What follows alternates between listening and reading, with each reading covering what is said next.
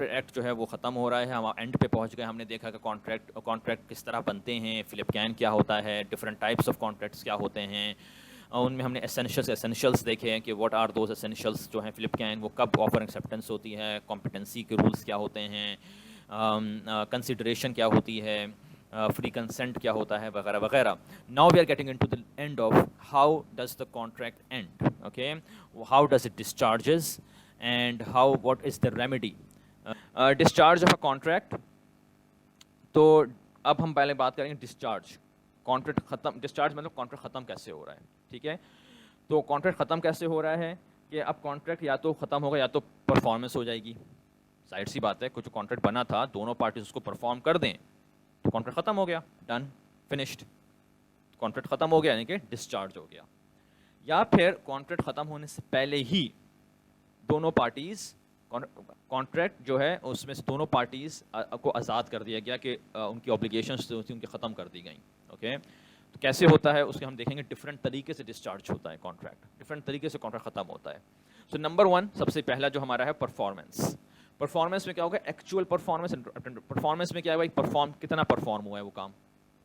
Actual performance का मतलब कि उसमें जो कॉन्ट्रैक्ट बना था, जो राइट्स एंड ऑब्लिगेशंस हुई थी, जो टर्म्स एंड कंडीशंस लिखी गई थी, उसके मुताबिक दोनों पार्टीज़ ने अपना काम कर दिया, अपने राइट्स, अपने ऑब्लिगेशंस पूरी कर दी, तो हर पार्टी को अपने राइट्स मिल गए, जो टर्म्स एंड कंडीशंस उसके मुताबिक काम कर दिया गया, तो जाहिर सी बात है कॉन्ट्रैक्ट मुकम्मल हो गया।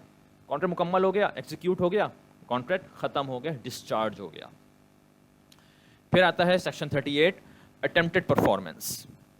अटेम्प्टेड परफॉर्मेंस होता है कि एक पार्टी कोशिश कर रही है कि उस कॉन्ट्रैक्ट को मुकम्मल करे, दूसरी पार्टी उसको इजाज़त नहीं है, ऐसी कंडीशन पैदा कर दे कि वो अब काम हो नहीं सकता है, ओके। तो इसमें आता है कि एक when the promisor attempts to perform the in accordance with the terms of the contract but the promisee refuses to accept the performance. सही है, कि एक पार्टी, अब इसमें यह है कि अब इसको भी कहेंगे कॉन्ट्रैक्ट डिस्चार्ज हो रहा है। फॉर एग्जांपल, आपने घर बनाने का ठेका किसी को दिया हुआ है, ठेकेदार को आपने शुरू में बता दिया कि भाई किस क्वालिटी के फिक्सचर्स लगाने हैं घर में, लाइट के फिक्सचर्स किस तरह के लगाने हैं, पर्दे वगैरह के किस तरह फिक्सचर्स लगाने हैं, वॉशरूम में, बाथरूम में किस तरह के नल के बेसन वगैरह फिक्सचर्स लगाने हैं। और बाद में आपका आइडिया बदल जाता है और आप जो काम उसने करा है, ठेकेदार ने जब काम ख़त्म हुआ, ठेकेदार ने काम ख़त्म करा, आपको दिखा रहा, आपको पसंद नहीं आ रहा है कि यार नहीं ये तो अच्छा फिक्सचर्स नहीं लगा हुए, हमें और अच्छे फिक्सचर्स लगवाने थे, अच्छा टाइल लगवाना था, वगैरह वगैरह। तो अब देखें, जो काम जिस ठेके वालेदार को जो आपने बताया था, वो उसने तो वो काम कर दिया, सही है। अब आपका दिल नहीं मान रहा है उस चीज़ को, तो that is your own fault. उस पर कॉन्ट्रैक्ट जो है, ये नहीं कहा जाएगा कॉन्ट्रैक्ट ब्रीच हो गया है कि ठेकेदार ने उस तरह काम नहीं करा जिस तरह आप चाह रहे थे, उसने तो उसी तरह काम करा जिस तरह आप चाह रहे थे, उसने वही तरह के फिक्सचर्स लगाए जिस तरह आपने उसको कहा था। अब आपका दिल एंड में मान नहीं रहा है, आखिर में मान नहीं रहा है कि किस तरह के फिक्सचर्स लगे हुए हैं, आप खुश नहीं हैं उससे, तो that is your fault. Contract has already been discharge now. ठेकेदार जो है, उस कॉन्ट्रैक्टर जो, उसको सज़ा नहीं मिलेगी, कॉन्ट्रैक्ट ब्रीच हो गया अब उसको सज़ा मिलेगी, no, contract has been discharge, उसकी रिस्पॉन्सिबिलिटी नहीं है, उसको जो पैसा मिलना है उसको पैसा मिलना है। आपको पसंद नहीं आ रहा है, दैट इज़ योर फॉल्ट। सो उसको कहते हैं अटेम्प्टेड परफॉर्मेंस की। जो ठेकेदार है उसने तो काम जिस तरह टर्म्स एंड कंडीशंस जो दी गई थी उसके मुताबिक काम करा, लेकिन आपको पसंद नहीं आ रहा है अटेम्प्ट, तो दैट इज़ योर फॉल्ट। उसकी बेसिस पर ठेकेदार को सज़ा नहीं मिलेगी, यही नहीं कहा जाएगा कि ब्रीच हो रहा है, और उसकी जो परफॉर्मेंस उसको मान लिया जाएगा, और उसकी वजह से परफॉर्मेंस जो कॉन्ट्रैक्ट है उसको कहते जाएगा डिस्चार्ज हो गया, ख़त्म हो गया। इसका दूसरा नाम होता है टेंडर। ये टेंडर वो वाला नहीं है जो हम गवर्नमेंट निकालती है, ये इसको भी टेंडर कहते हैं, सही है, लीगल वर्ड में इसको भी टेंडर कहा जाता है। अब टेंडर की भी इसकी कंडीशंस होती हैं, वैसे उस हम कंडीशंस में नहीं जा रहे हैं, वो बहुत डिटेल में चला जाएगा। So who can perform and who can demand performance, section 42 to 42 है आपका। Persons who can perform the promisor, मैंने खुद किसी को प्रॉमिस करा कि मैं काम आपके लिए करूँगा। Persons who can perform, so who can perform, if I have promised to do something for the other party, then I'm the promisor, so I can perform the contract. My agent can perform the contract, my legal representative, my lawyer can perform the contract on my behalf. So yeah, if I have assigned someone else to do it, they can do the perform. Joint promisor का अलग से कुछ conditions होती हैं, उसमें मैं नहीं जाऊंगा, that is a whole another thing. I am trying to cut back, I am चाह रहा हूँ कि मैं कुछ बेसिक चीज़ आपको पढ़ा दूँ, पूरा स्किप ना करूँ। तो जॉइंट प्रोमिसोर भी हो सकता है कि अगर मेरे अलावा 2-3 और लोग हैं, उन्होंने मिल के प्रॉमिस करा है, जैसे आपका जैसे PSL है, तो PSL का जब आप टिकट लेते हैं तो एक कॉन्ट्रैक्ट बनता है कि you are demanding the performance, और जो आपसे कौन कह रहा है कि परफॉर्म हम करेंगे? PCB, Pakistan cricket board, government of Sindh, government of Karachi, municipal government of Karachi, federal government भी आ सकती है उसके अंदर, सही है, मे बी हो सकता है टूरिज़म बोर्ड भी आ जाए, सही है। तो यानी कि मल्टीपल और सिक्योरिटी एजेंसीज़ आ जाएंगी उसके अंदर, सही है, कि सिक्योरिटी प्रोवाइड करनी है तो सिक्योरिटी एजेंसीज़ भी आ जाएंगी, पुलिस, रेंजर्स वगैरह वॉट। तो ये सब मिल के तो जॉइंट प्रोमिसोर होगा। ये जॉइंट प्रोमिसोर आपके मल्टीपल लोग आपसे प्रॉमिस कर रहे हैं कि हम सब मिल के आपका जो PSL की जो इवेंट है उसको एक यानी कि एक अच्छा इवेंट बनाएंगे ताकि आपको मज़ा आए, आप इंजॉय करें, सही है। तो मल्टीपल एजेंसीज आप प्रॉमिसिंग जॉइंट प्रोमिसोर हैं, multiple authorities, multiple agencies, multiple government, multiple levels of government जो हैं, दे आर जॉइंट प्रोमिसोर, सब मिल के काम करते हैं ताकि जो एक टिकट होल्डर है जिसने टिकट ख़रीदा है इवेंट का, उसको एक अच्छा इवेंट मिले। सो डिमांड कौन परफॉर्मेंस कर सकता है? जिसके लिए प्रॉमिस की गई है, या उसका उस बंदे के एजेंट, उसका लॉयर, या मल्टीपल लोग अगर प्रॉमिस उनके लिए कहा गया कि वी विल ऑल डू, सही है। तो ये सब बेसिकली कहा गया है कि who can perform and who can demand the performance, ये लिस्ट है। उसके अलावा आपका आता है discharge by operation of law, death, सही है। अब यानी कि हमने एक देखा परफॉर्मेंस के ज़रिए कॉन्ट्रैक्ट ख़त्म हो सकता है, उसमें चाहे एक्चुअल परफॉर्मेंस हो रही हो या अटेम्प्टेड परफॉर्मेंस हो रही हो। फिर हमारा आ रहा है discharge by operation of law. Operation of law यानी कि कोई और लॉ की वजह से, कोई और लीगल रीज़न की वजह से कॉन्ट्रैक्ट डिस्चार्ज हो रहा है, for example death. So death में क्या हो रहा है कि ये बात पहले मैं कर चुका हूँ, वैसे ऑफर एंड एक्सेप्टेंस के अंदर बात आ चुकी है कि इफ़ पर्सनल स्किल और ability of promisor was involve then the contract is discharge at the death of the promisor, सही है। कि अगर कोई कॉन्ट्रैक्ट बनाया हुआ था, ऑफर एक्सेप्टेंस हो चुकी थी, कॉन्ट्रैक्ट बन चुका था, लेकिन जो कॉन्ट्रैक्ट इससे बना था, फॉर एग्जांपल एक हम टीवी जैसे है, हम टीवी जो है वो एक कॉरपोरेशन है, कंपनी है, और वो हम टीवी जो है ड्रामे, आपको पता है ड्रामे वगैरह उनके होते हैं, बनते हैं, right, they produce dramas and stuff. तो उन्हें ड्रामा जो है, उन्होंने एक्टर्स और एक्ट्रेसेस वगैरह जो हैं उनके साथ उन्होंने उनका कॉन्ट्रैक्ट चल रहे होते हैं कि भाई ये ड्रामा इतने सीरियल का, उसका ये ड्रामा सीरियल इतने एपिसोड्स का, इतनी किस्तों का है, इतने दिन चलेगा, इतना पैसा मिलेगा, हर किस्त के बेसिस पे वगैरह वगैरह। तो उसके हिसाब से जो एक्टर है उसको कितना पैसा मिलेगा पर वगैरह। मूवीज़ जब बनती हैं तो उसमें भी ये सब होता है, राइट, कॉन्ट्रैक्ट साइन होता है कि प्रोडक्शन कंपनी के साथ। तो इसमें क्या होगा, अब ज़्यादा तक अगर एक्टर जो है उसकी डेथ हो जाए तो जाहिर सी बात है कि आप ये नहीं कह सकते कि अब एक्टर की डेथ हो गई तो इसकी जगह पे उसका जो एजेंट है, जो जो जो ना वो जो उनके जो एजेंट्स होते हैं, जो एजेंट है वो उसकी जगह पे एक्ट करे। Obviously no, right, it will not happen. इसलिए इसमें एक्टिंग में पर्सनल स्किल इन्वॉल्व है, सही है। जो एक्टर है वही वो काम कर सकता है, कोई और उस जगह पे नहीं कर सकता। आप ये नहीं कह सकते उसका एजेंट उसकी जगह परफॉर्मेंस करे, या उसके लॉयर जो है वो उसकी जगह पे परफॉर्म करे, या उसके लवाहिकीन जो हैं फैमिली में से कोई बंदा है वो उसकी जगह पे परफॉर्म करे। इट कैन नॉट हैपन, सही है। जो एक्टर है वही एक्ट कर सकता है। तो कॉन्ट्रैक्ट जो है वहीं पर ख़त्म हो जाएगा, कॉन्ट्रैक्ट वहीं पर फिनिश हो जाएगा, टर्न हो जाएगा, डिस्चार्ज हो जाएगा eight the death of the actor. Actor की जो पर्सनल स्किल है वहीं पर कॉन्ट्रैक्ट ख़त्म हो गया, जैसे ही वो डेड हुआ उसके वहीं पर कॉन्ट्रैक्ट ख़त्म हो गया। अगर कॉन्ट्रैक्ट इस तरह है जिसमें पर्सनल स्किल इन्वॉल्व नहीं है, second point, otherwise the legal representatives of promisor assume the responsibilities of the contract, सही है। ऑफर एक्सेप्टेंस हुई है, मुझे घर बेचना है किसी को, सही है, ऑफर एक्सेप्टेंस हो चुकी है, सही है। अगर घर बेचना था और खुदा ना खास्ता जो है व्हाटएवर मेरी डेथ हो जाती है, तो मेरे लवाहिकीन जो हैं वो मेरी डेथ से ये नहीं है घर अब बिक नहीं सकता, कॉन्ट्रैक्ट बना हुआ है, contract still needs to be performed, सही है। उसके अब मेरा लॉयर भी वो काम कर सकता है, घर बेचना तो कोई और भी कर सकता है, मेरी जगह पे लॉयर फॉर मेरी जगह काम कर सकता है, मेरा कोई रियल एस्टेट एजेंट वो चीज़ सेल कर सकता है, मेरे लवाहिकीन जो हैं वो चीज़, जो घर के फैमिली मेम्बर्स हैं वो चीज़ें मेरी चीज़ें सेल कर सकते हैं। It doesn't not need to be me actor में तो वो एक्टर ही कर सकता था ना, कोई और कर काम नहीं कर सकता था। लेकिन घर बेचना, गाड़ी बेचना वगैरह, खरीदना फरोख्त जो भी आपका एग्रीमेंट हो रहा है, उसमें कोई और भी कर सकता है। उसमें जो जिसने ऑफरर जो था, जिसने प्रॉमिस करा था, उसकी अगर डेथ हो भी जाए तो उसकी बिहाफ पे कोई और कर सकता है वो काम। तो कॉन्ट्रैक्ट की रिस्पॉन्सिबिलिटी जो है वो ख़त्म नहीं होती है, कॉन्ट्रैक्ट डिस्चार्ज नहीं होता है, कॉन्ट्रैक्ट रिस्पॉन्सिबिलिटी दूसरे बंदे को पास हो जाती है कि अब उसको वो काम करना है। उसी तरह इंसॉल्वेंसी है कि अगर आपने किसी से कॉन्ट्रैक्ट करा हुआ था, सही है, और जैसे फॉर एग्जांपल ये होता है कि जैसे आप अकाउंटिंग जो लोग बैकग्राउंड है, फाइनेंस का बैकग्राउंड है, तो आप लोग पढ़ा हुआ होगा फॉर एग्जांपल कि अकाउंटिंग में हम पढ़ते हैं राइट, कि अकाउंट रिसीवेबल एजिंग करते हैं, अकाउंट रिसीवेबल एजिंग करते हैं। तो उसके अंदर होता है कि अगर किसी को मैंने उधार पर सामान बेचा है, तो मेरा जो कस्टमर है, मैं एक्सपेक्ट कर रहा हूँ कि वो 1 महीने में वो मुझे पे कर देगा पैसा, ठीक है भाई, अकाउंट रिसीवेबल। लेकिन बाद में क्या होता है कि बाद में मुझे खत आता है कि जो मेरा कस्टमर जो है वो बैंकरप्ट हो गया। इंसॉल्वेंसी मतलब बैंकरप्ट हो जाना, वो बैंकरप्ट हो गया। तो जब बैंकरप्ट हो गया तो अब क्या हुआ, को कॉन्ट्रैक्ट वहीं पर डिस्चार्ज हो गया, ख़त्म हो गया।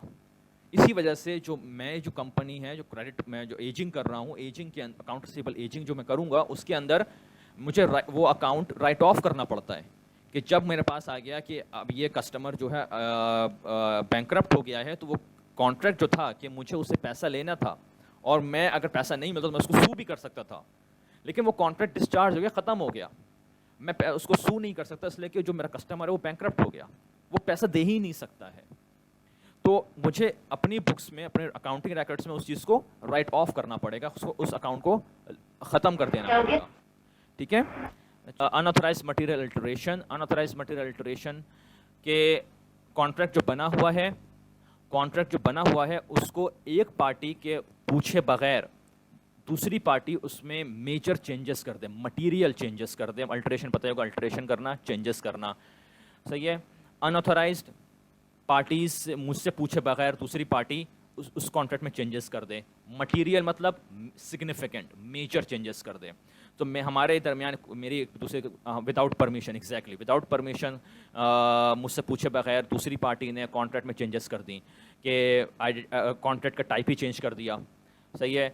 गारंटी का कॉन्ट्रैक्ट था, उसको मॉर्टगेज का कॉन्ट्रैक्ट बना दिया, सही है। उसमें राइट्स एंड लाइबिलिटीज़ चेंज कर दी, मेरे लाइबिलिटीज़ बढ़ा दी, अपने राइट्स बढ़ा दिए, सही है। मेरी लाइबिलिटीज़ बढ़ा दी, अपनी लाइबिलिटी कम कर दी, सही है। लीगल आइडेंटिटी वही वाले आगे, legal identity types, basically types change कर दी, कैरेक्टर चेंज कर दिया, टाइप्स चेंज कर दी उसके अंदर, किस टाइप का कॉन्ट्रैक्ट है वो टाइप ही चेंज कर दी।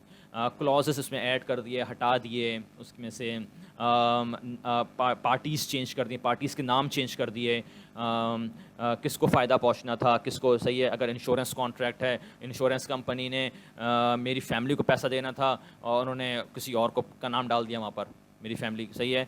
तो अगर इस तरह करेंगे तो कॉन्ट्रैक्ट ख़त्म हो जाएगा, डिस्चार्ज हो जाएगा वो कॉन्ट्रैक्ट, यानी कि मुझे जो इंश्योरेंस प्रीमियम पे करना है मैं भी पे नहीं करूँगा, और वो, सही है, मैं सू भी कर सकता हूँ। अनऑथराइज्ड मटेरियल अल्टरेशन के अंदर रिजल्ट ये निकलेगा, कॉन्ट्रैक्ट ख़त्म हो जाएगा, और जिसका नुकसान हो रहा है चेंज करने से, वो पार्टी जो है वो उसके ऊपर उसके राइट बनता है कि वो सू भी कर दे। तो अगर मेरे और दूसरे बंदे के दरमियान कॉन्ट्रैक्ट हुआ था और उसने, दूसरे बंदे ने मुझसे पूछे बगैर उस कॉन्ट्रैक्ट में मेजर चेंजेस कर दी, तो मैं कॉन्ट्रैक्ट वहीं पे ख़त्म हो जाएगा, मेरे ऊपर कोई लाइबिलिटी नहीं रहेगी, कॉन्ट्रैक्ट वहीं पे ख़त्म कर दिया जाएगा, और मैं फिर पलट के उस बंदे को सू भी कर सकता हूँ कि तुमने मुझसे पूछे बगैर कॉन्ट्रैक्ट कैसे चेंज करा, ओके। उसके बाद हम डिस्चार्ज ऑफ कॉन्ट्रैक्ट में, उसके बाद हम आता है एक और तरीका होता है डिस्चार्ज बाय एग्रीमेंट और bye consent. Discharge by agreement और बाय कंसेंट। अब ये एग्रीमेंट और कंसेंट जो है, मतलब यहाँ पर है mutual consent and mutual agreement, सही है। So contract can be discharge without ever performed, सही है। कॉन्ट्रैक्ट को परफॉर्म होने से पहले ही, परफॉर्मेंस अभी नहीं हुई है, परफॉर्मेंस होने से पहले ही it can be mutually agreed on, mutual agreement हो जाए उसकी कि we are going to discharge the contract, mutual consent हो जाए, म्यूचुअल एग्रीमेंट हो जाए सब पार्टीज के दरमियान के we will not perform this contract as it is right now, and we will discharge it by, we will end it in multiple ways. अब वो multiple ways क्या हैं आपके, multiple ways क्या हैं आपके, के novation, rescission, alteration, remission and waiver. Okay, so इन पांचों के जरिए एक जो ऑलरेडी आपका कॉन्ट्रैक्ट बना हुआ है उसको आप विदाउट परफॉर्मिंग पार्टीज को फिनिश कर सकती हैं। ओके, तो किस तरह होगा वो डिस्चार्ज, उसमें आपका मैंने इसके लिए एक चार्ट बनाया हुआ है। Okay, this chart is basically shows different ways जो वही discharge by mutual agreement या by mutual consent है, उसमें different तरीके से जो 5 तरीके हैं उसमें किस तरह differences क्या हैं उनमें। So हम पहले लेते हैं innovation। अब क्लास में करता तो क्लास में तो मैं आपको ये पूरा बोर्ड पे करके दिखाता। So novation means new contract। सही है, तो इसका मतलब ये है कि आपका जो ऑलरेडी कॉन्ट्रैक्ट बना हुआ है पार्टी के दरमियान, उसको नोवेशन जब होगा तो उसमें क्या होगा कि जो कॉन्ट्रैक्ट जो बना हुआ है वो डिस्चार्ज हो जाएगा, वो विदाउट परफॉर्मेंस वो खत्म हो जाएगा और उसकी जगह आपने नया कॉन्ट्रैक्ट बना लिया। ओके, न्यू कॉन्ट्रैक्ट बनेगा, यस, कंसिडरेशन होगी, ऑब्वियसली कोई न्यू कॉन्ट्रैक्ट बन रहा है तो कंसिडरेशन हो रही है कि you will do this for me, I will do this for you, सही है। and agreement is mutual, okay, because it's all mutual agreement, it's all with mutual agreement, mutual consent। फिर आपका आता है अल्टरेशन। अल्टरेशन इज आपको पता होगा alteration which is also like modification और making changes in a contract.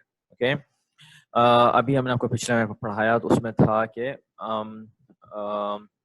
जो हमने पिछली स्लाइड देखी थी unauthorized material alteration। सही है, the difference between this one and this one, the unauthorized material alteration and the one alteration I'm talking about right now, is unauthorized material alteration is not mutual। Okay, it's one party makes a significant major change in the contract, as soon as that happens the contract is discharged, it ends, and जिस party के खिलाफ जिस party ने change नहीं करा है, सही है, जिस पार्टी ने चेंज नहीं करा है उसके वो चाहे तो जिस पार्टी ने चेंज करा है उसके खिलाफ लॉ सूट ला सकते हैं कि तुम्हारी वजह से कॉन्ट्रैक्ट डिस्चार्ज हो गया, तुमने मुझसे बगैर without permission without approval you made some changes in the contract। if you look at the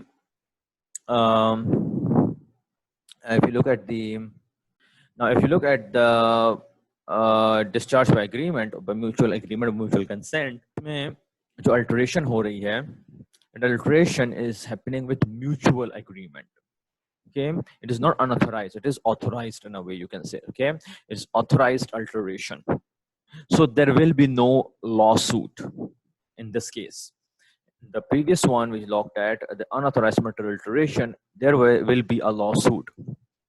Okay, because the contract was made and when one party makes changes in it without any approval, without any permission of the other party, from the other party। इसके जो वाला alteration है mutual alteration, इसके अंदर obviously आप mutual agreement से काम कर रहे हैं, तो सब पार्टीज मिलकर काम कर रही हैं, तो उन्होंने कहा है, उन्होंने डिसाइड करा कि हाँ टर्म्स एंड कंडीशंस कुछ हम चेंज कर देते हैं। If you make some changes in the terms and conditions, you obviously altering it, changing it, there is change in contract। of course that will make a new contract and the old contract will be discharged at that point। consideration of course will still be there, okay, because there's still a new contract उसकी जगह बन गया है, तो obviously उसमें consideration होनी जरूरी होगी, usually, most likely, okay, unless it is one of the exceptions। and agreement is going to be mutual। remission and waiver are almost same, there's a slight difference between the two। remission is they're both surrender, okay, surrendering of your rights basically। okay, one party gives up its rights। okay, इसकी meaning हम detail में देख लेते हैं। remission is acceptance of a lesser amount than the original amount agreed। waiver is one party surrendering its legal rights under the contract। okay, so remission and waiver almost same, बस remission में आपके partial surrender है, partial surrender of the rights, waiver में complete surrender of the rights। okay, in both you are making another contract, you're making a new contract, the old contract is discharged at that point। why? right, what's happening, because let's say remission के example ले लेते हैं। remission for example, you give 10,000 rupees as a loan to your brother, okay, or brother or sister or whatever, sibling, And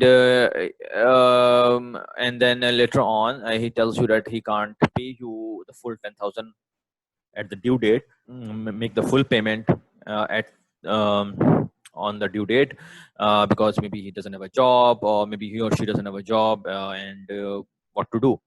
So right, so like, okay, you know what, you give me 2,000 rupees and we'll forget the other, something like that. So, you know, bhai, you're my brother or my sister, you're my sibling, I gave you 10,000, but you know, you give me 2,000, I'll forget the whole thing.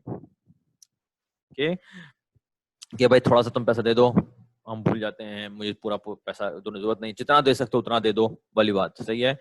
तो you are partially surrendering your right, because your right as a lender, your right is to get the full amount back.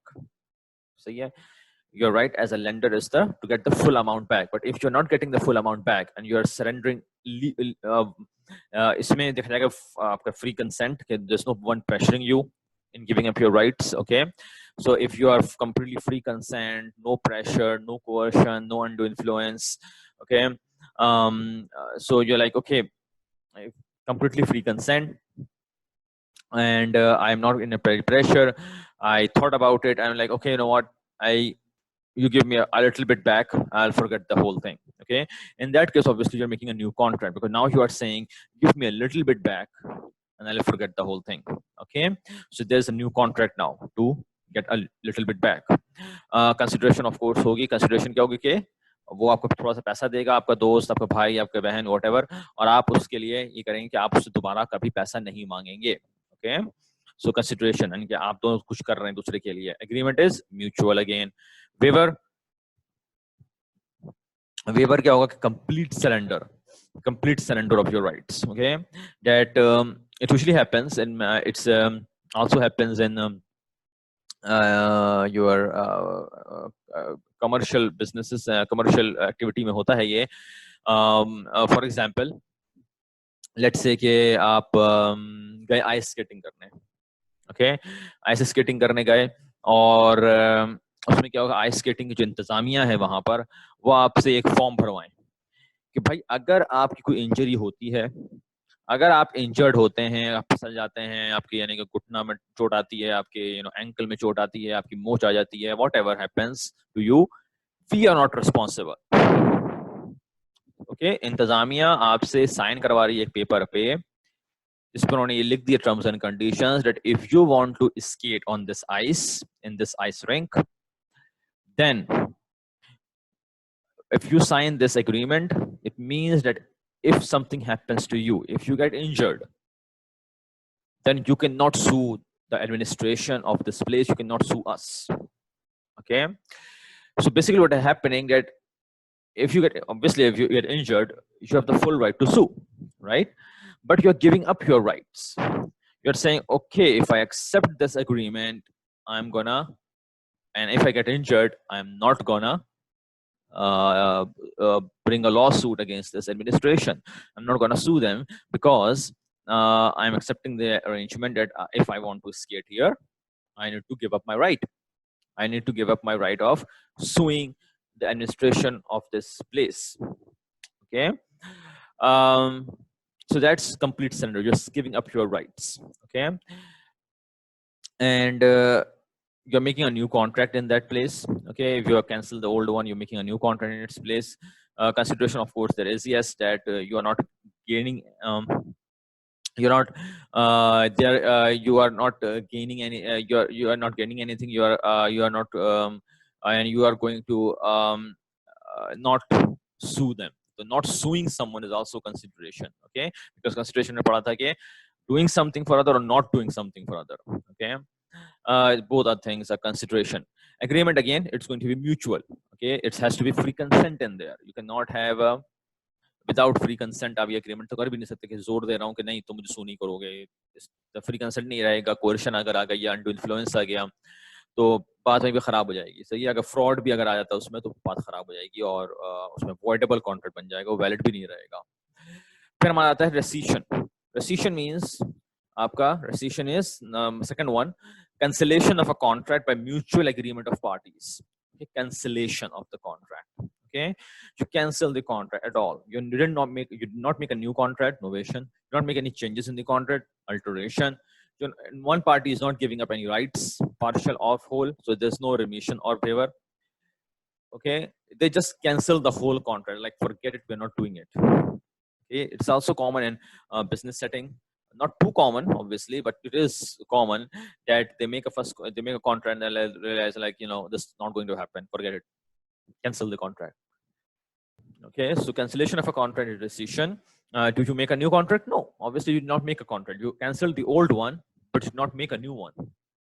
You stop right there. Okay, if you would have made a new one, it would have become a novation. But you cancel the old one and that's it. You stop right there. Consideration, there is no consideration. Okay, there is no consideration because nobody is doing anything for anyone in the new contract. Okay, just end it. And of course, again, agreement is mutual. It has to be with mutually agreed upon decision. Okay, now we go back to our slide. Waiver is one party surrendering its legal right in the contract, remission, acceptance of a lesser amount, alteration, variation, or changement in the language or terms of a contract, and novation, substituting of a new contract for an old one, or rescission is cancelling the old contract. So if you do any of these five, then it has to be mutual agreement or mutual consent. Then you make the old contract discharge. You discharge the old contract. You ended the old contract without performing it. Okay. So now I think we have covered 4 ways a contract ends: by performance, actual performance, attempted performance, discharge by agreement or by consent, discharge by operation of law. I think we have already covered 3 only. Discharge by operation of law. Okay, and maybe covered in this death. If it's a personal skill involved, then what happens? Not personal skill, then what happens? Bankruptcy of a party and unauthorized material alteration. Now the 4th one, we come to the 4th one is discharge by impossibility of performance. Okay, either it's going to be supervening impossibility or supervening or subsequent illegality.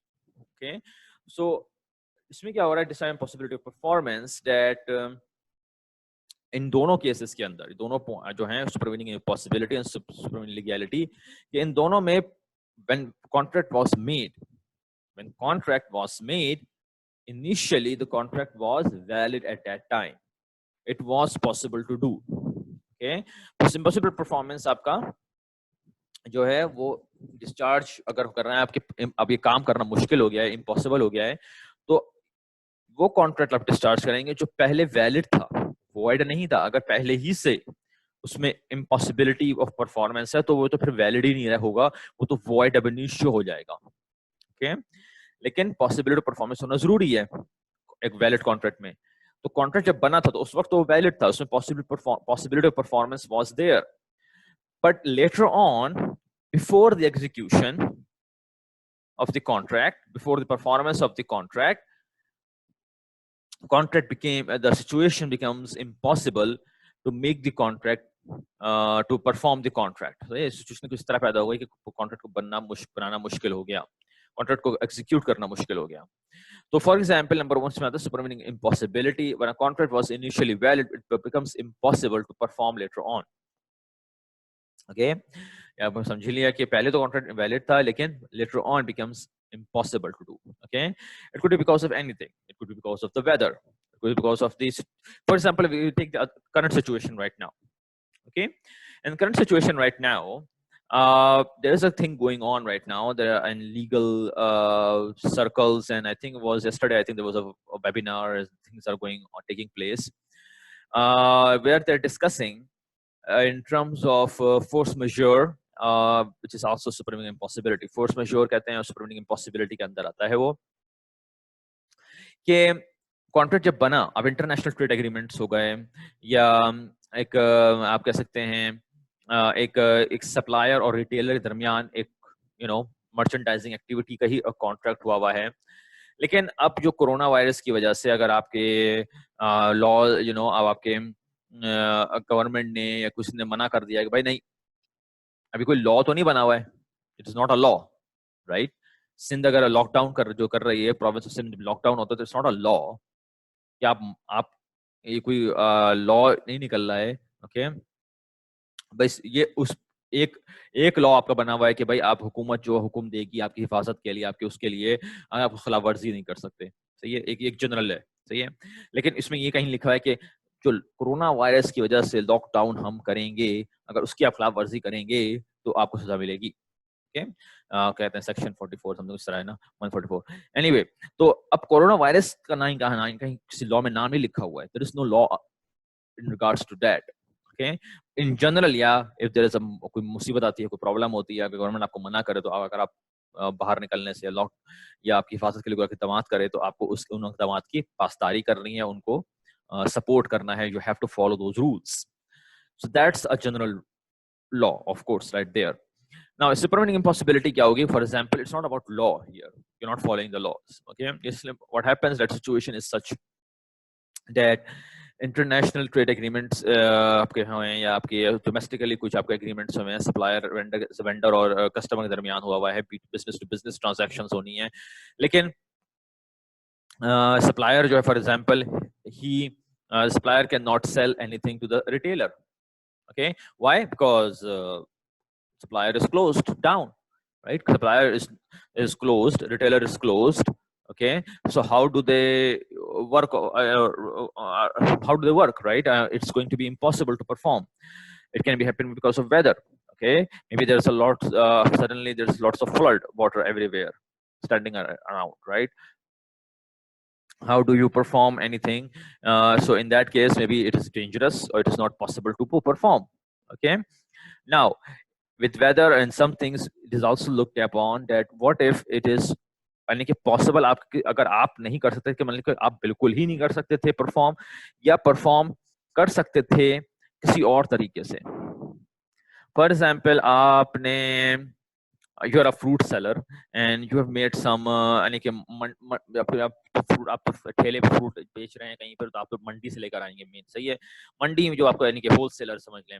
अब wholesaler को farmer जो है वो भेजेगा अपने orchard से, अपने बाग से कुछ फ्रूट्स का एग्रीमेंट हुआ है मंडी और में, और आपकी जो अंदरूने सिंध आप कह लें, कहीं से भी फार्म आपका जो भी है वहीं से आना है मटेरियल, फ्रूट्स एंड वेजिटेबल्स वगैरह।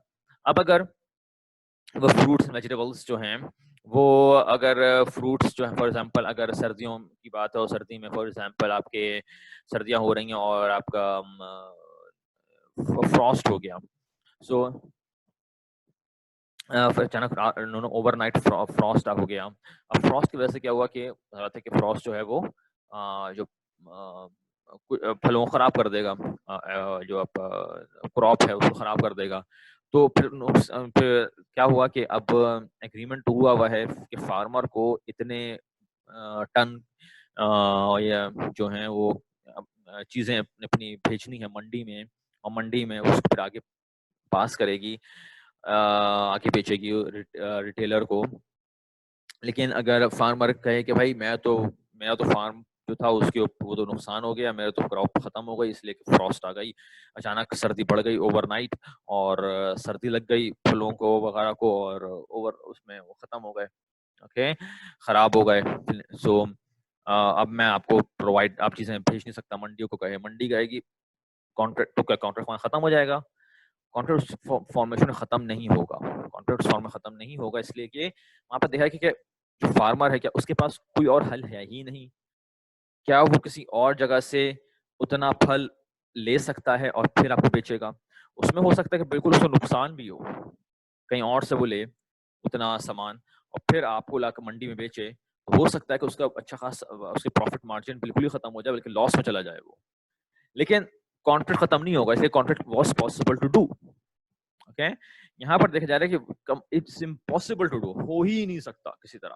ओके, तो इसमें अब फोर्स मशोर ऐसी चीजें आ जाती हैं। फोर्स मशोर आपका के ऐसी सिचुएशन पैदा हो गई है कि you are forced to abandon, you are forced to stop. Okay, you can not do anything, you don't have any other way to get around it. आपको कोई और तरीका नहीं है कि आप काम को मुकम्मल करें, आपको बंद करना ही पड़ेगा। आप परफॉर्मेंस आप कॉन्ट्रैक्ट नहीं कर सकते। इसमें वो जो पार्टी है उसकी अपनी गलती नहीं है, कोई और एक्स्ट्रा ऑर्डिनरी सर्कमस्टेंसेस पैदा हो गए हैं। इसकी वजह से क्या हुआ कि ज़ाहिर बात है परफॉर्मेंस हो ही नहीं सकती। अगर पार्टी खुद अपने स्टॉप कर ले, मैं काम कर रहा, तो वो तो ब्रीच हो जाएगी वहां पर। हम यहाँ ब्रीच की बात नहीं कर रहे हैं, ओके, सिचुएशन ऐसी हो गई, एक्स्ट्राऑर्डिनरी सर्कमस्टेंसेस ऐसे पैदा हो गए हैं कि कॉन्ट्रैक्ट जो है परफॉर्म हो नहीं सकता है, इम्पॉसिबल टू डू, कोई और रास्ता है ही नहीं इसको कॉन्ट्रैक्ट को खत्म करने का, उसको परफॉर्म करने का। तो उसमें डिस्चार्ज हो जाएगा, कॉन्ट्रैक्ट वहीं पर फिनिश हो जाएगा, डन हो जाएगा। फिर दूसरा आता है कॉन्ट्रैक्ट डिस्चार्ज तरीका का, कि वो है सुपरवीनिंग या सब्सिक्वेंट इलीगैलिटी, के जो आपका ये हमने ऑफर एक्सेप्टेंस में ये चीज पढ़ी थी इसकी, उसमें पढ़ा था कि ऑफर खत्म होने का था सिर्फ, कि अगर आपने यहाँ पर एक कॉन्ट्रैक्ट बना हुआ था, एक कॉन्ट्रैक्ट परफॉर्म होने से पहले लॉ चेंज हो गया। अब लेकिन लॉ चेंज हो गया, अब अगर उस चीज जिस चीज का कॉन्ट्रैक्ट बना हुआ है अगर उसको अब परफॉर्म किया जाएगा तो इट कैन बिकम इलीगल, और वो अगर इलीगल हो जाएगा तो जाहिर सी बात है कि obviously that you cannot do anything illegal. So contract जो है वहीं पर उसी वक्त जब वो कॉन्ट्रैक्ट लॉ चेंज हुआ और लॉ का असर जो है वो नेगेटिव असर पड़ रहा है कॉन्ट्रैक्ट के ऊपर, तो कॉन्ट्रैक्ट वहीं पर डिस्चार्ज हो जाएगा, खत्म कर दिया जाएगा। कि जाहिर सी बात है कोई परफॉर्म करेगा तो उसको गवर्नमेंट जो है उसको पेनल्टी लगाएगी, फाइन करेगी, उसको सू करेगी कि यू ब्रोक द लॉ। सही है। तो ये ऑफर एक्सेप्टेंस में भी था, ये ऑफर एक्सेप्टेंस में था सिर्फ ऑफर के ऊपर, ऑफर गेट्स रिवोक्ड, ऑफर खत्म हो जाती है कि ऑफर दी गई है लेकिन ऑफर एक्सेप्ट होने से पहले ही लॉ चेंज हो गया। ओके, तो वही चीज है, लेकिन यहाँ पे क्या एक्सेप्टेंस भी हो चुकी है, ऑफर एक्सेप्टेंस सब हो गई, लॉ बन गया था, लेकिन कॉन्ट्रैक्ट बन गया था, लेकिन कॉन्ट्रैक्ट को एग्जीक्यूट होने से पहले, परफॉर्म होने से पहले ही लॉ चेंज हो गया। तो अब अगर हम कुछ काम करेंगे तो वो इलीगल हो जाएगा। Okay, so that's the fourth way that impossibility काम हो ही नहीं सके, अगर इम्पॉसिबल हो जाए तो उससे भी कॉन्ट्रैक्ट खत्म हो सकता है। Then we have discharge by lapse of time. Lapse of time में लिमिटेशन पीरियड आ गया। लिमिटेशन पीरियड हमने पढ़ा था, शायद आपको याद हो, लिमिटेशन एक्ट हमारा है 1909 का। अगर किसी ने एक वीडियो देख ली हो अभी भी तो बहुत मेहरबानी होगी। वीडियो थी हमारी लेक्चर 3 की। लेक्चर 3 में हमारी कंसिडरेशन की हमने जब बात करी तो हमने इसको टच करा था, इस टॉपिक को, वो था लिमिटेशन एक्ट 1909 का।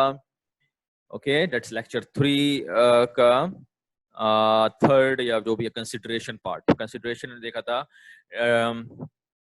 Time barred debt. Time barred debt देखा था हमने कि time barred debt creates a legal and valid contract without consideration, right? It was one of the exception of consideration. So time barred debt, so that's the same thing over here basically is happening. That's what they're linking with basically कि limitation period के हर, उसमें मैं बताया था कि कोई limitation act 1909 का जो है उसमें तकरीबन काफी सारे एक्ट्स की काफी सारे आपके काम जो आप करते हैं उनकी लिमिटेशन दी गई है। अगर ये हो जाए तो इसकी लिमिट इतनी है, अगर ये हो जाए तो इसकी लिमिट इतनी है, वगैरह वगैरह करके। ओके, तो उसमें हमने देखा था एग्जांपल लिए थे टाइम बार्ड डेट के अंदर कि उसमें हमने देखा था कि उसमें मैं समझाया था कि अगर अपने एक दो दोस्त हैं, एक दोस्त ने दूसरे को लोन दिया, 3 साल का लोन दिया, तो 3 साल के लोन देने के बाद जब ड्यू डेट आएगी तो अगर उस वक्त क्रेडिटर और डेटर दोनों भूल जाते हैं या क्रेडिटर भूल जाता है कि मुझे किसी से पैसा लेना है, तो उसके पास उसको 2 साल और दिया जाएगा एक्स्ट्रा। सही है। अगर उन 2 साल एक्स्ट्रा ड्यू डेट, जो लोन की ड्यू डेट थी उस पर 2 साल और एक्स्ट्रा ऐड कर दें, तब जाकर भी अगर क्रेडिटर को याद नहीं आता है कि उसको किसी से लोन वापस करना है, तो दैट बिकम्स दैट वहां पर क्या होगा, जो लोन एग्रीमेंट है वो वहीं पर डिस्चार्ज हो जाएगा, वहीं पर फिनिश हो जाएगा, वहीं पर टर्न हो जाएगा, खत्म हो जाएगा। उससे क्या हुआ कि अब क्योंकि टाइम बार्ड हो गया वो, तो अब अगर क्रेडिटर को याद भी आता है 6ठे साल में, 7वें साल में उसको याद आता है कि अरे मैं तो किसी को लोन दिया था, मुझे लोन वापस लेना है, too late. he or she, the creditor, he or she cannot enforce his or her rights. उसका राइट है पैसा लेने का, लोन दिया ना क्रेडिटर ने तो उसको पैसा लेने का राइट है, लेकिन अब उस राइट को वो एग्जीक्यूट नहीं कर सकता, उस पर राइट को इस्तेमाल नहीं कर सकता पैसे लेने का, क्योंकि because the limitation period of limitation period की वजह से क्या हुआ कि अब वो जो क्रेडिटर है उसकी अब राइट खत्म हो चुका है, और क्योंकि जब राइट खत्म उसका हो गया तो वो जो कॉन्ट्रैक्ट बना हुआ था, लोन एग्रीमेंट, लोन कॉन्ट्रैक्ट, वो वहीं पे फिनिश हो जाएगा, डन हो जाएगा, डिस्चार्ज कर दिया जाएगा। हाँ, उसके बाद आप एक उसमें हमने पढ़ा था टाइम बार डेट में कि डेटर अगर चाहे कि अगर मैं डेटर चाहे कि मैं अपना फीस अपनी पैसा पे कर दूं, लोन पे कर दूं, ओके, तो डेटर अगर चाहे तो वो एक नया कॉन्ट्रैक्ट बना सकता है उस पॉइंट पर। जो नया कॉन्ट्रैक्ट होगा उसमें जाहिर बात है कि लिमिटेशन पीरियड भी आगे बढ़ जाएगा, फिर नया कॉन्ट्रैक्ट लिमिटेशन पीरियड आगे बढ़ जाएगा, फिर वो जो जो नए लोग होंगे उनके हिसाब से लिमिटेशन पीरियड की लागत उस नए कॉन्ट्रैक्ट है उसके देखा जाएगा कि वो पे डिस्चार्ज करेंगे वगैरह वगैरह। And then our chata and I think the last one, the sixth and last one, how a contract can be discharged is your breach, right? That if one party does not follow the contract, the terms and conditions of the contract, and wants to, fails to perform the part of the contract. सही है, जो contract बनाया था या तो एक party ने refuse कर दिया कि मैं करूंगा ही नहीं काम, या जितना करना था उतना नहीं करा, तो वो कॉन्ट्रैक्ट जो है ब्रीच हो जाता है, खत्म हो जाता है, राइट? तो ब्रीच में हम कहते हैं खत्म हो गया, फिर उसको लॉ सूट होगा वगैरह वगैरह। ब्रीच में भी आपके दो तरह की ब्रीच होते हैं, actual breach of contract and anticipatory breach of contract. Okay, actual breach of contract basically आपका मकसद हो रहा है कि जो आपका दूसरी पार्टी है उसने फ्लैटली सफाई से बोल दिया कि I either will not do this or I will not fails to perform part of the contract. इसकी ड्यू डेट पर पहुंच गए, जिस दिन परफॉर्मेंस मुकम्मल होनी थी तो पता चला कि वो बंदा कह रहा है कि आप पार्टी करेगा, I will not do it, refuse. Okay, so उसमें आई को एक्चुअल ब्रीच हो गया। Okay, the contract has been breached. अब जिस पार्टी के एग्रीव पार्टी जिसका नुकसान हो रहा है वो चाहे तो लॉ सूट भी ला सकती है उसके पार्टी के अगेंस्ट जिसने काम नहीं करा, जिसने ब्रीच कर दिया। कोर्स ऑफ परफॉर्मेंस मतलब कि पार्टी जो है वो during the time like party जो है कॉन्ट्रैक्ट चल रहा है तो वो उसमें बीच में कह दे कि कोर्स ऑफ परफॉर्मेंस यानी कि वो मुकम्मल ना करे काम को, थोड़ा सा करे छोड़ दे। ओके, पार्शियल काम करे, अगर पार्शियल काम होगा तो that's also a breach of contract. Anticipatory breach of contract, anticipatory breach, अब जैसे वर्ड आपको पहले समझ जाएंगे, anticipatory comes from the anticipate. So in this case breach has not happened yet, breach has not taken place yet, breach अभी हुआ नहीं है, लेकिन सिचुएशन ऐसी लग रही है कि you are expecting, you are anticipating that there will be a breach. Situation ऐसी बन गई कि ब्रीच लग रहा है कि हो जाएगा। ओके, एंटिसिपेशन बढ़ रही है वहां पे, क्या एंटिसिपेशन लग रही है कि ऐसा एक्सपेक्टेशन है कि कॉन्ट्रैक्ट जो है वो ब्रीच हो जाएगा। ये ब्रीच हुआ नहीं है लेकिन हो जाएगा। ओके, सो इसमें यही होगा कि in this case it is before the performance is due. In this case, what happens? A party acts in a way that the contract might not be performed. Okay, so for example, तो अगर ऐसा लग रहा है contract perform नहीं होगा, तो for example आपका है कि बिजनेस टू बिजनेस ट्रांजैक्शन हो रही है और जो उसमें ये आने के सप्लायर कस्टमर दरमियान, और कस्टमर ने कुछ काम करवाना है सप्लायर से, कुछ चीजें खरीदनी है, और मगर सप्लायर जो है वो लॉस में जा रहा है। I am thinking of the example as I am going, so that's why I am taking a long time.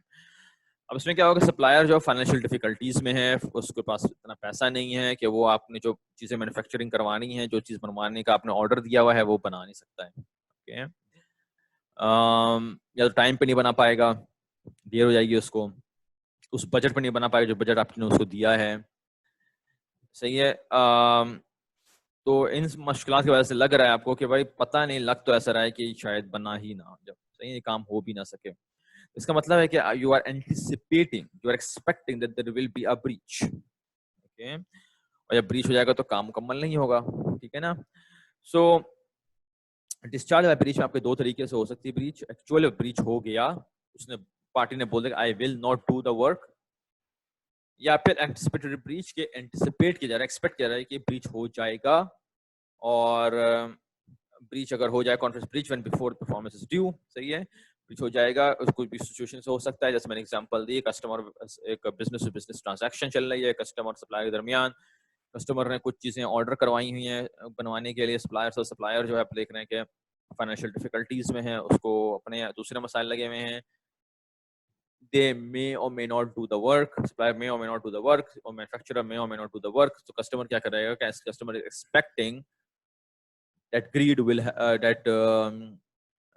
will happen. Okay, breach will take place. Okay, so that's our 6 ways of contract and discharge.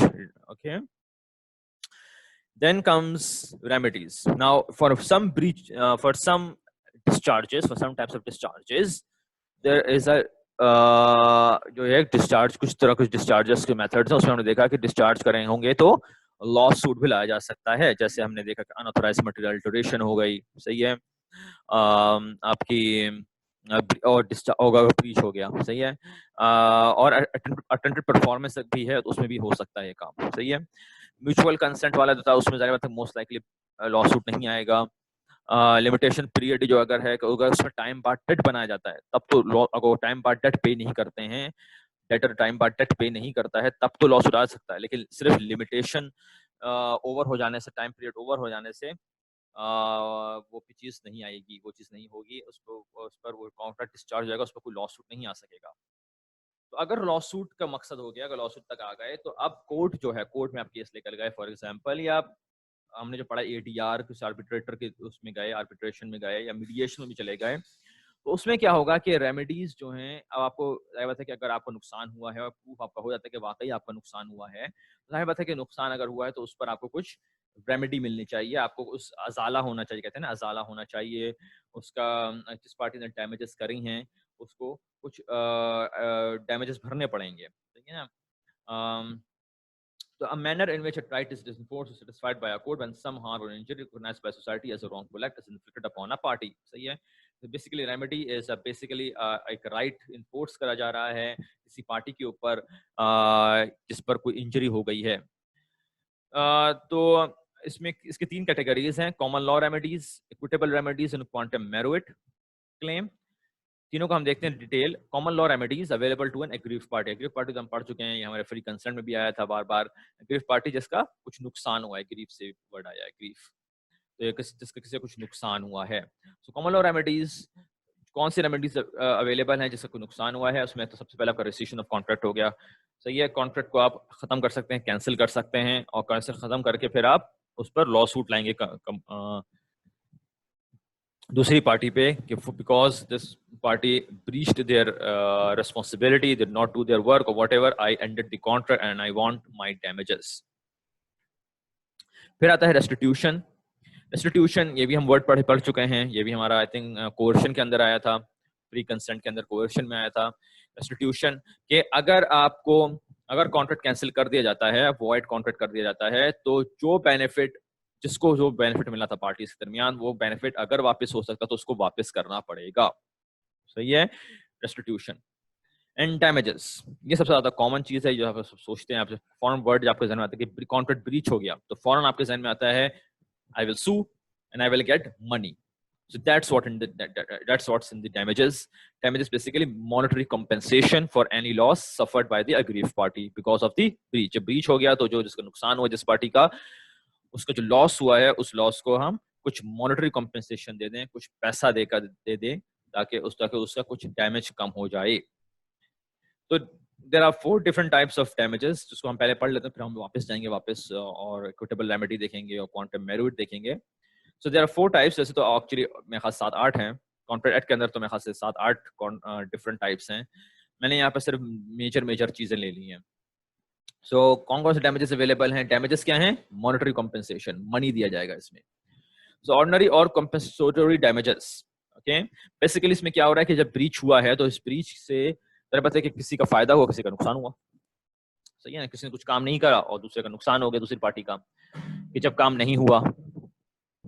नहीं हुआ तो उस पर तो ordinary damages में क्या होता है कि it is usually in the usual course of things from the breach itself के, जाहिर बात है कि अगर ब्रीच हुआ है तो आप कहें कि मेरे कॉम्पेंसेशन दो मुझे, सही है, जो मेरा डैमेजेस भरो, मेरा जो नुकसान हुआ है उसका मुझे कुछ पैसा दो, ठीक है। तो दैट्स कॉम्पेंसेट करना, कॉम्पेंसेटरी डैमेजेस। फिर आता है स्पेशल डैमेजेस। स्पेशल डैमेजेस में आपके आएंगे कि इसमें क्या होगा, स्पेशल डैमेजेस में कि arise due to special losses both parties to the contract knew about at the time of the formation of contract. जब कॉन्ट्रैक्ट बना रहे थे तो उसी में टर्म्स एंड कंडीशन लिख दिया जाए कि अगर इस कॉन्ट्रैक्ट के पासदारी नहीं की गई, इस कॉन्ट्रैक्ट को नहीं माना गया, अगर ये काम आप घर बनवा रहे हैं आप फॉर एग्जांपल, या आप एक नई ऑफिस बिल्डिंग बनवा रहे हैं, बिजनेस टू बिजनेस ट्रांजैक्शन चल रही है, एक नई ऑफिस बिल्डिंग बनवाई जा रही है ठेकेदार से, और नई ऑफिस बिल्डिंग जो है वो अगर टाइम पे बनेगी तो जो डेवलपर है वो उसको रेंट पे, यानी कि जो ऑफिसेज हैं उसको रेंट पे देगा, और रेंट पे जब देगा तो उससे जाहिर बात है कि वो रेंट रेवेन्यू कमाई करेगा, रेंट इनकम आएगी। लेकिन जो ठेकेदार है वो पता चला कि उसने देर कर दी बनाने में, तो ये अब रियल एस्टेट जो वहाँ पर जो एजेंट हैं, अब वो उस को बेच नहीं सकते, उसके फ्लैट्स कह लें या ऑफिसेस कह लें, उनको बेच नहीं सकते जब तक बिल्डिंग मुकम्मल ना हो। सही है। तो उसमें इन सब की जो होती हैं इनमें स्पेशल क्लॉज लिख दिया जाता है कि अगर देर हुई, अगर काम टाइम पे नहीं हुआ, अगर काम ओवर बजट हो गया या ओवर टाइम लिमिट चला हो गया, तो इसमें इतना पैसा, जिस पार्टी की गलती है उसको वो पैसा भरना पड़ेगा। सही है। तो फॉर एग्जांपल अब इसमें क्या होगा कि आपको जब ये रियल एस्टेट की जो है ये फ्लैट्स और ऑफिस स्पेस जो है ये जब नहीं बिकेगी, तो जिसको बेचना था पार्टीज को, पहले तो कितने दफा तो ये प्री सेल हो चुकी होती हैं, तो प्री सेल अगर हो चुकी है तो उस कॉन्ट्रैक्ट में लिखा हुआ है कि भाई जो बिजनेस हैं, जो बिजनेस को वहां आना था फ्लैट्स में और वगैरह, बिजनेस बिल्डिंग बन रही थी, तो जो बिजनेसेस को आना था फ्लैट्स में, उन्होंने जो प्री सेल हो गई थी तो उस प्री सेल के मुताबिक उन्होंने कहा था कि भाई हम फॉर एग्जांपल अक्टूबर में हम इस जगह को आपकी चाबी दे देंगे। पता चला कि अक्टूबर क्या गुजरा, जनवरी फरवरी मार्च तक 6 महीने गुजर चुका है और अब तक चाबी नहीं मिली है उस जगह की। सही है। लेकिन डिले हो रहा है, उससे क्या हो रहा है कि जो बिजनेस है उसको भी नुकसान हो रहा है।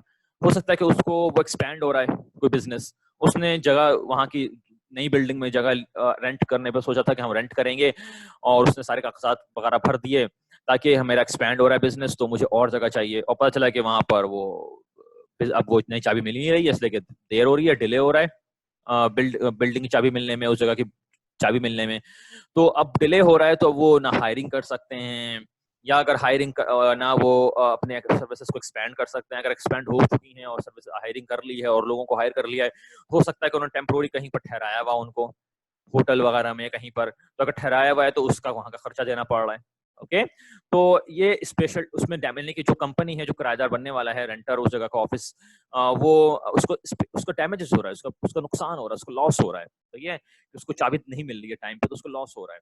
तो इस तरह के टाइम लिमिट्स अगर रख दी जाती हैं तो ये स्पेशल केसेस में रखी जाती हैं, जिसमें अगर अब उसमें लिख दिया जाएगा कि अगर डेवलपर जो होगा भाई अगर हमने टाइम पे आपको बना के नहीं दिया तो हम आपको इतना पैसा डैमेजेस में देंगे, भरेंगे। सही है।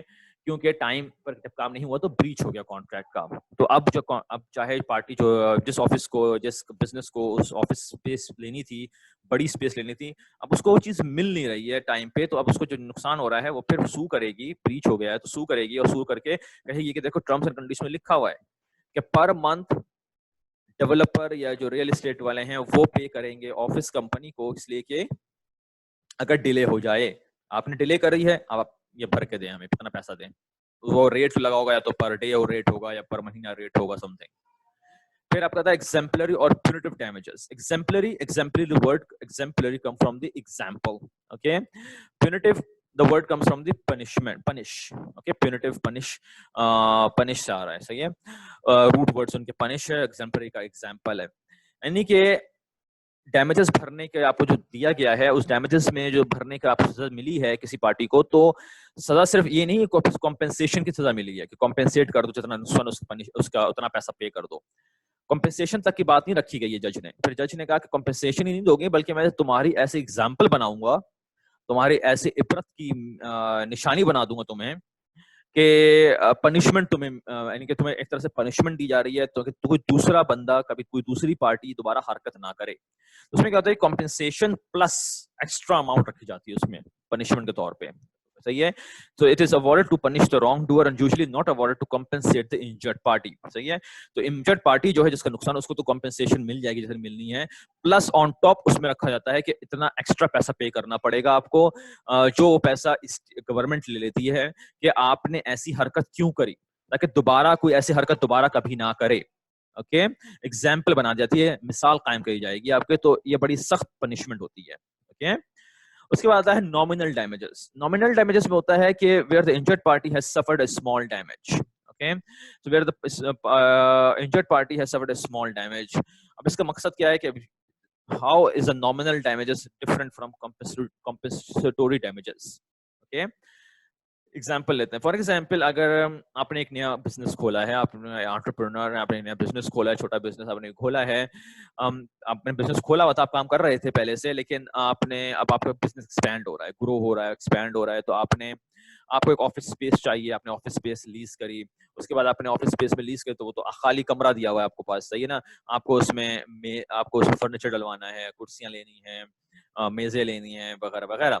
सही है। तो आपने एक लोकल फर्नीचर मैन्युफैक्चरर जो है या फर्नीचर डिस्ट्रीब्यूटर जो है, उससे आपने एग्रीमेंट कर लिया कि भाई मुझे इतनी मेजें चाहिए, I need so many desks, I need so many chairs, I need this furniture and things like that. अब उसमें क्या होगा कि अगर उसने टाइम पे पहुंचा दिया आपको, तो वेरी गुड एंड वेल, सही है। अब अगर टाइम पे नहीं पहुंचाया, तो हम इसको एग्जांपल लेते हैं कि अगर आपने कुर्सी आपको लेनी थी, आपने एक कुर्सी का दाम उसने लगाया था फॉर एग्जाम्पल 500 रुपए पर कुर्सी। ठीक है, एक हम एग्जाम्पल ले रहे हैं, सही है। 500 रुपए पर कुर्सी एक दाम उसने लगाया था, आपने उस पर एग्रीमेंट करा था। अब अगर वो पहुंचाता ही नहीं है और आपका नुकसान हो रहा है, तो आप कॉम्पेंसेट करवाने के लिए आप लॉ सूट लाएंगे उसके खिलाफ, और आप कॉम्पेंसेशन मिल नहीं पाइए, भाई मुझे क्योंकि ये चीज़ नहीं मिल सकी, फर्नीचर नहीं मिला, तो इसकी वजह से मैं अपना ऑफिस नहीं खोल सका, मेरे एम्प्लॉयज़ जो हैं वो उनको मुझे इंटरनेट दिलवाना पड़ा कि घर से काम कर सकें, वो मुझे उनको फैसिलिटी दिलवानी पड़ी कि वो इधर उधर से काम कर सकें, वो हम ऑफिस में काम नहीं कर सके, इसलिए ऑफिस में फर्नीचर नहीं आया, तो मुझे कॉम्पेंसेशन दो, मेरे डैमेजेस भरो। तो वो तो हो गया कॉम्पेंसेटोरी डैमेजेस। या एक दूसरा तरीका आपने क्या करा कि आपने जब टाइम पे, जिस दिन डिलीवरी होनी थी फर्नीचर की, उस दिन नहीं आया, आपने जब बात करी तो वो कह दिया कि भाई अभी महीना भर और लगेगा, डिले कर रहा है, कोई मसला हो गया। तो आप क्या करेंगे कि आपने कहा कि well I need to open, तो मैं अपनी जो लोकल मार्केट है या कहीं भी आसपास से कहीं से भी मैं ले लूँ ये कुर्सियाँ। आप गए इधर उधर, आपने सर्च करी, कहीं कहीं पर आपको अच्छी डील मिल गई, अच्छी डील मिली, तो आपको वही मिली डील कि आपने विदाउट कॉन्ट्रैक्ट आपने 500 रुपए की डील मिल गई आपको, 500 रुपए पर चेयर के हिसाब की डील मिल गई, विदाउट कॉन्ट्रैक्ट अच्छी डील मिल गई आपको, तो आपने वहां से जाके कुर्सियां ले ली, आपके काम चल स्टार्ट हो गया। लेकिन आपने कहा कि भाई जो मेरा सप्लायर था, जिससे मैंने एग्रीमेंट करा था कि तुम मुझे फर्नीचर दोगे, उसने तो फर्नीचर मुझे पहुंचाया नहीं, तो मैं तो उसको सजा के लिए सू करूंगा, इसलिए उसने अपना एग्रीमेंट तोड़ दिया, उसने ब्रीच कर दिया, तो आपने उसको सू करा। अब वहां पर डैमेज क्या देखा जाएगा कि भाई डैमेज आपका हुआ भी नहीं हुआ है, आप कहेंगे डैमेज एक तरह से नहीं भी हुआ, इसलिए कि आपने तो के एम्प्लॉयज ऑफिस आ रहे हैं, काम कर रहे हैं, आपको ज्यादा पैसा भी नहीं लेना, पे करना पड़ा। सही है। अगर आपको पैसा ज्यादा पे करना पड़ जाता, तो उसमें कॉम्पेंसेशन का मसला पैदा हो जाता कि अगर आप लोकल मार्केट में जाते, आप कहते हैं कि विदाउट एग्रीमेंट फौरी तौर पे मैं कुर्सियां लेने आया हूँ, हो सकता है वो कहता है कि भाई 800 रुपए पर चेयर दो। सही है। अब 800 रुपए पर चेयर, तो 300 रुपए का नुकसान हो गया पर चेयर का, आपका 300 रुपए पर चेयर के हिसाब से आपको नुकसान हुआ है। सो या आप कहेंगे कि मुझे कॉम्पेंसेशन चाहिए, तो उसके लिए तो भाई ऑर्डिनरी डैमेजेस से कॉम्पेंसेटरी डैमेजेस का मसला आ गया। लेकिन क्योंकि आपने इधर ढूंढा, तो आपको एक अच्छी डील मिल गई, तो आपने 500 की जो एग्रीमेंट में डील करी थी, वही इत्तेफाक से आपको 500 की on the spot without agreement आपको कुर्सियां मिल गई, फर्नीचर मिल गया, सही है, कुर्सी मिल गई आपको 500 रुपए पर चेयर। तो अब देखा जाएगा डैमेज कितना हुआ है आपका, भाई आपका डैमेज तो वैसे कुछ नहीं हुआ है, राइट। इसलिए कि विद एग्रीमेंट 500 रुपए पर चेयर एग्रीमेंट चेयर मिलनी थी, विदाउट एग्रीमेंट आपको 500 रुपए पर चेयर के हिसाब से चेयर मिल गई। ओके, और एम्प्लॉयज जो है वो वैसे ही आ रहे हैं यहाँ पे काम करने, so there is no damages. तो फिर कॉन्ट्रैक्ट फिर क्या होगा कि अगर डैमेज नहीं हुआ है, तो मगर जज छोड़ेगा नहीं वहां पर, जज कहेगा नो इट्स नॉट इनफ, वो फिर वहां पे नॉमिनल डैमेजेस लगा कि सही है, जिसने आपने एग्रीमेंट जिससे करा था, जिस सप्लायर से फर्नीचर मैन्युफैक्चरर से करा था, और फर्नीचर वाला जो है वो डिस्ट्रीब्यूटर जो है उसने आपको टाइम पे नहीं दिया, दैट्स फाइन, मगर क्योंकि आपका लॉस नहीं हुआ है तो आपको ऑर्डिनरी डैमेजेस नहीं दिलवा सकते। हाँ, आपको ये कह सकता है कि हम थोड़ा सा कुछ फाइन लगाएंगे फर्नीचर डिस्ट्रीब्यूटर पर, कुछ फाइन लगाएंगे, कुछ पेनल्टी लगाना पड़ेगी, कुछ सजा देनी पड़ेगी, ताकि वो आइंदा ना ये काम करे। वरना तो हमेशा कहेगा कि इसको अगर यानी को जब तक आप फर्नीचर उसके डिस्ट्रीब्यूटर के खिलाफ केस लेकर आया और जज कह दे आपका नुकसान नहीं हुआ है, केस बेकार है, फेंक दो, और केस फेंक देता है बाहर, तो जाहिर बात है कि जो फर्नीचर डिस्ट्रीब्यूटर उसको तो वो तो शेयर बन जाएगा, कहते हैं ना, वो शेयर हो गया कि चलो यार, जब तक मेरा पैसा नहीं आता, मेरा कुछ क्लाइंट का पैसा नहीं आता, उसको दादा नहीं होता, हमें क्या मतलब, हम करें ना करें काम। तो इस तरह तो कॉन्ट्रैक्ट का जो पूरा करने की जो एक ऑब्लिगेशन पैदा होती है, पूरा करने का एक आपके पास एक होता है कि I have to do this because I can be sued, एक समझ लें डर ही पैदा हो जाता है कि if I do not do this then I will be sued. अगर एक डर का खौफ पैदा कर दिया जाता है तो डर और खौफ खत्म हो जाएगा। तो उसको कायम रखने के लिए नॉमिनल डैमेजेस की सजा दी, रेमेडी दी जा सकती है कि कुछ छोटा मोटा सजा दे दी जाए कि आपको कुछ फाइन भरना पड़ेगा क्यों you broke the law, you broke the contract, you breach the contract. Okay, hopefully you're understanding all of those. Then we come to equitable remedies. Equitable remedies available to aggrieved party. इसमें क्या होगा कि इसमें अब damages कोई पैसा आगे पीछे नहीं किया जाएगा, okay? या पैसा अगर आगे पीछे होता भी है, अगर even if the money is exchanged between the hands between parties, it's still not enough. Okay, so damages का यहाँ मसला नहीं है। You cannot really, और कॉन्ट्रैक्ट जो स्टॉप भी हो चुका हो तब भी या कॉन्ट्रैक्ट हो ही ना अपनी जगह पे, ओके, तब भी ये चीज आ सकती है। यहाँ पर इक्विटी कायम करने के लिए ये रेमेडी दी जाएगी। इक्विटी मतलब हम पढ़ चुके हैं, इक्विटी हमने पढ़ा था क्वाजी कॉन्ट्रैक्ट के अंदर। क्वाजी कॉन्ट्रैक्ट बनाया जाता है कि जब कॉन्ट्रैक्ट पहले से ना हो, एग्रीमेंट कोई बना हुआ ना हो पार्टी से दरमियान, लेकिन बाद में ऐसी एक्टिविटी हो गई जिससे कॉन्ट्रैक्ट नहीं बना होगा, तो एक पार्टी का नुकसान हो रहा है और एक पार्टी का फायदा हो रहा है। कॉन्ट्रैक्ट लॉ जो है वहां पर एक क्वाजी कॉन्ट्रैक्ट बनाएगा ताकि दोनों पार्टीज इक्विटी कायम की जाए, दोनों पार्टीज इक्वल हो जाएं। तो इक्विटेबल रेमेडीज जो हैं उसमें आपके दो टाइप्स हैं, specific performance and injunction. Specific performance, now शायद मैं आपने कभी ना सुना हूं दोनों में से, आई थिंक एक स्टूडेंट, हाँ आई थिंक व्हाटएवर। तो स्पेसिफिक परफॉर्मेंस इंजंक्शन, तो specific performance is ordering a party to execute the agreement according to its terms where monetary damages would be inadequate compensation for the contract breach. So, okay, monetary damages will not be enough, and you are ordering a party to perform the contract as per the original terms and conditions. यानी कि आप और party को order करा जा रहा है, party को के जिसने ब्रीच कर दिया है उसको ऑर्डर करा जा रहा है कि you have to perform the contract as per the original agreement. जिस तरह ओरिजिनल एग्रीमेंट है उसके मुताबिक आपको ये काम तो करना पड़ेगा। और उस सिचुएशन में मॉनेटरी डैमेजेस जो हैं इट इज नॉट इनफ। इस एग्जांपल मैं आपको देता हूं, ओके। इस एग्जांपल आपको हम लेते हैं, फॉर एग्जांपल कहां गया एग्जांपल, हम लाते हैं यहां पर, सही है। I watch a lot of movies and so I come across a lot of different things. So what happens, हम assume करते हैं यहाँ पर एक केस, okay? So अगर हम इसको हम पूरा विकिपीडिया पेज नहीं पढ़ेंगे इस मूवी का, लेकिन इसका हम इसको हाईलाइट करता हूँ आपको, सही है।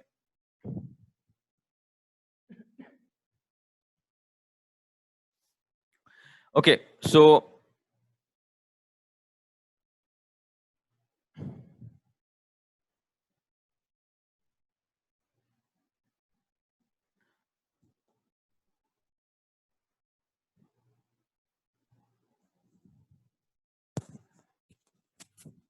okay, so Cloud Sills Maria is a 2014 drama film, and it has one of the actresses is Juliette Binoche. Okay, she is a French actress,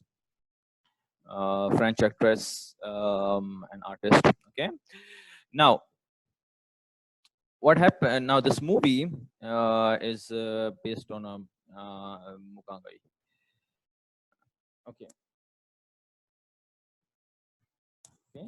तो जो the one things I have highlighted, मैं उसको आपको तरफ इशारा कर रहा हूँ, सही है, अब पूरा पढ़ने की जरूरत नहीं है आपको। तो screen play was written with Binoche in mind, incorporates elements from her life into the plot. Okay, हम यहाँ केस अज्यूम करते हैं कि जो डायरेक्टर साहब हैं ओलिविये असायास, तो वो उन्होंने हर बात है कि एक्ट्रेसेस होती हैं, जो एक्टर्स होते हैं, जब मूवीज वगैरह जब प्रोडक्शन होती है तो जैसे इनका एक्चुअल कॉन्ट्रैक्ट होता है, राइट, कि they will be working for so many hours, और फिर वो यानी कि मूवी बनाने में इतना बिजी होंगे, ये करेंगे, यहाँ ये इतना घंटे काम करेंगे वगैरह वगैरह, और फिर उसमें जो पैसा मिलेगा उसमें पैसा डिवीजन कैसे डिवाइड कैसे किया जाएगा, रॉयल्टीज जो होंगी, जो टिकट सेल्स होंगी उसकी डिवीजन कैसे होगी, परसेंटेज क्या होगी, कितना सैलरी मिलेगी उनको एक्टर्स को वगैरह को, सही है। तो ये सब कॉन्ट्रैक्ट में लिखा हुआ होता है, ठीक है ना।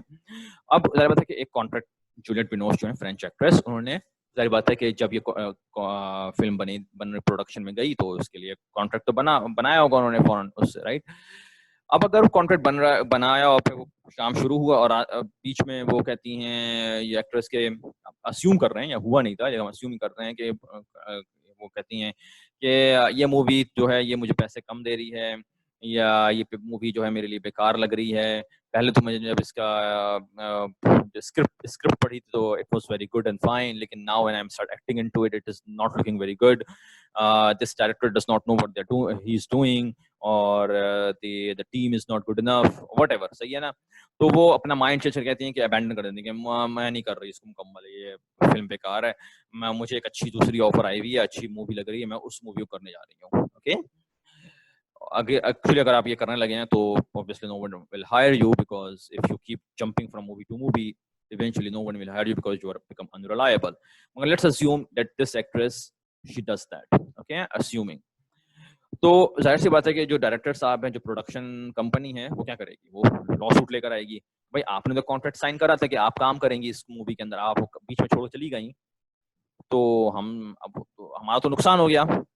ओके, तो अब जो है प्रोडक्शन कंपनी जो है, जो डिस्ट्रीब्यूशन कंपनी है फिल्म की, जो प्रोडक्शन कंपनी, डिस्ट्रीब्यूशन और डायरेक्टर वगैरह, ये सब लॉ सूट लेकर आएंगे, ओके, एक्ट्रेस के खिलाफ। अब एक्ट्रेस जो है जूलियट बिनोश, अब वो अगर कहें कि ओके मैं आपको इतना पैसा दे देती हूँ, मॉनेटरी कॉम्पेंसेशन दे देती हूँ, कि सही है मैं आपको इतना पैसा दे देती हूँ कि आपका जितना डैमेज हो रहा है मैं उतना पैसा दे देती हूँ, सही है। लेकिन आप खुद सोचें, अगर डायरेक्टर साहब क्या कहेंगे कि चलें बहुत अच्छी बात है कि मुझे हमको पैसा दे रही हैं, मॉनेटरी कॉम्पेंसेशन कर दे रही हैं हमारे डैमेजेस के लिए, लेकिन ये मूवी तो अभी भी नहीं बन सकती ना भाई, आज से आप तो बीच में छोड़ चली गई। अगर मुझे पैसा मिल भी जाए तो मेरे लिए बेस्ट के सिनेरियो क्या है कि मैं एक दूसरी एक्ट्रेस को हायर करूंगा आपकी जगह पे, लेकिन दूसरी actress will be a different actress with different abilities. अब मैं क्या करूंगा, पूरी फिल्म दोबारा से शूट करूं, इसलिए कि आप कुछ सीन आपके हैं, कुछ सीन दूसरे एक्ट्रेस के साथ होंगे, या कहानी बदलूं मैं कि आपका कोई एक्सीडेंट हो गया, आप खत्म हो गई और आप नई एक्ट्रेस को लेकर आए, हम कोई नया कैरेक्टर को लेकर आए, कहानियां तो बदली जाए, स्क्रिप्ट बदल दी जाए, सही है। जिससे बात है कि movie is not a drama, it's a movie, right. या फिर आप उसको यानी कि आप कुछ ऑप्शन नहीं है, ऑप्शन नजर नहीं आ रही, यानी कि मूवी बेकार हो जाएगी अगर बीच में दो एक्टर एक ही कैरेक्टर को पोर्ट्रे कर रहे हैं, एक ही एक ही एक्टर, दो एक्टर एक ही कैरेक्टर के काम कर रहे हैं, तो नॉट गोइंग टू वर्क। तो इसमें क्या है कि पैसा is not enough here, monetary compensation is not enough. पैसा मिल भी जाए तो डायरेक्टर क्या करेगा, उसको तो वही एक्ट्रेस चाहिए ना काम खत्म करने के लिए जो बीच में छोड़ चली गई, राइट। तो इसमें क्या होगा कि अब जैसे, और ये जो स्क्रीन प्ले है, अब देखिए मैं हाईलाइट भी करा हुआ है कि स्क्रीन, अब ये जो मूवी है फॉर एग्जांपल, मूवी में है this is screen play, the movie was written for that actress specially, हत्ता कि यहाँ तक कि वो एक्ट्रेस के ही पर्सनल लाइफ से ही कुछ चीजें ली गई हैं, तो who best to play that which except that actress, okay। तो अब अगर वो छोड़ के चली जाएं तो लोग कहेंगे व्हाट्स अब आप क्या करा आपने। तो वहां पे क्या किया जाएगा कि कोर्ट जो है वो कहेगा कि फोर्स करेगा एक्ट्रेस को, जूलियट बिनोश को, कि you have to work, you have to finish the movie, you must finish the movie, it is mandatory to finish the movie, because money, monetary damage is not enough, Director cannot finish the movie with another actress or something like that. It will not work.